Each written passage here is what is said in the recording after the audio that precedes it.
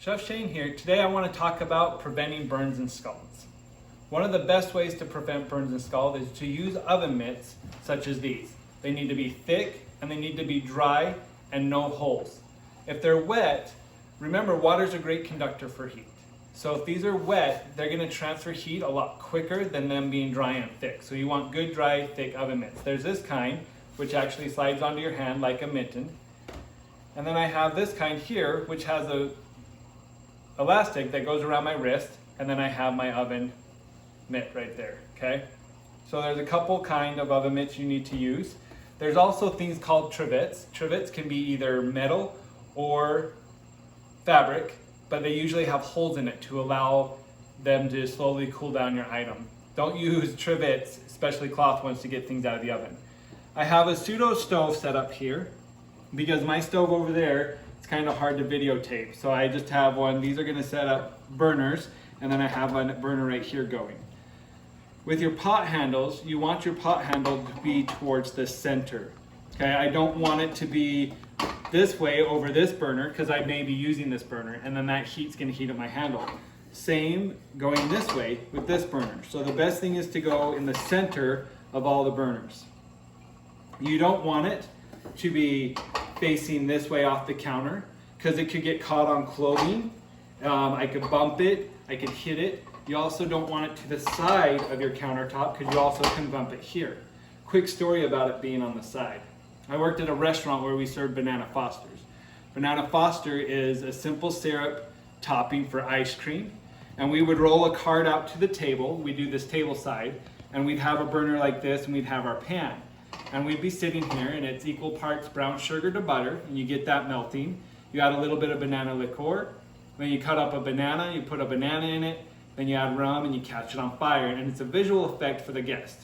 And the server was out there, and they were talking to their guests, and they're getting their banana Fosters going, and they had the handle sticking off the side of the cart. And as they were talking to the guests, they were using their hands and da-da-da, and their hand came down and they hit that handle. And you can see already how it's just going. And they hit it full force, and that pot went flying. The banana Foster simple syrup went with it, 212 degrees, flying across the restaurant. Luckily, no one was burned, but the restaurant had to replace 20 feet of carpet because that syrup just melted the carpet and burned right into it. So it's very important that the handles go to the center of your stove or your burner or into an area where it can't be bumped or caught. Next, taking the lid off of your cooking item. Remember, water boils at 212 degrees, which means steam is at 213 or higher. This is glass and metal. They get hot. So I'm going to use my oven mitt to take this off. This is very literal on how I'm going to open this lid. I can lift the lid towards me. Notice the lid coming towards me, the steam going away from me. The other terminology I could use is open the lid away from me. So I'm opening the lid away from me. So lift the lid towards me, open it away from me. Very literal terminology when it comes to taking that. I don't want to lift the lid away from me, and I don't want to open it towards me because then the steam's going to come towards me. I don't want that. I want it to go away. Use an oven mitt. When stirring hot items, metal is a great conductor, so I don't want to use a metal spoon. I want to use a wooden spoon. Okay, so I can stir with my wooden spoon and put it aside or stick it in a holder. Okay, because if I forget and I leave that in my mixture, if this was a metal spoon, there's a potential for that heat to crawl up that spoon handle and become hot. And then when I go grab that, I can be burned because it's a great conductor. So always use a wooden spoon to stir. It's going to be safer. The next item is never walk away. So say I got bacon cooking here, I got mashed potatoes cooking here, and so forth, and my whole stove is just up and going, or not even all of it. Maybe you just have one dish. Don't walk away from it. Don't leave the kitchen. Stay in the kitchen because things can change so quickly. Just like water or anything boiling at 212 degrees, that means at 211, nothing's going on, a small simmer. And in a second, it will go from 211 to 212 to boiling. So you don't walk away because so much can happen in that quick time. So never leave the kitchen when you're cooking. Always stay with your product. The last thing, well, not the last thing, second to last thing, is taking things out of the oven. A lot of people tend to reach into the oven.